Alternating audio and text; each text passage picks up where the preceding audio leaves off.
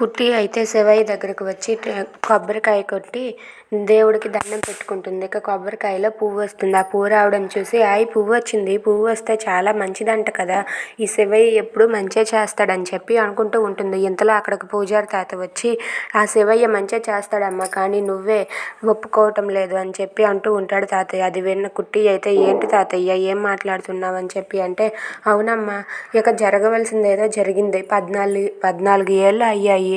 గ్రహస్థితులు మారుతూ ఉంటాయి కదా, నువ్వే జీవనవని మీ ఇంట్లో వాళ్ళందరికీ చెప్పేయచ్చు కదా అని చెప్పి తాతయ్య అంటూ ఉంటాడు. అది విన్న కుట్టి అయితే అలా మౌనంగా చూస్తూ ఉంటుంది.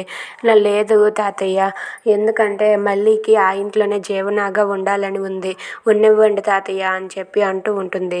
కానీ ఎప్పటికైనా నువ్వే జీవనాగా ఆ ఇంటికి వెళ్ళవలసింది కదమ్మా, ఎప్పుడు వెళ్తావు అని చెప్పి తాతయ్య అంటూ ఉంటాడు. అది విన్న కుట్టి అయితే అలా ఆలోచిస్తూ ఉంటుంది. తాతయ్య చెప్పింది కూడా నిజమే కదా అని చెప్పి అనుకుంటూ ఉంటుంది.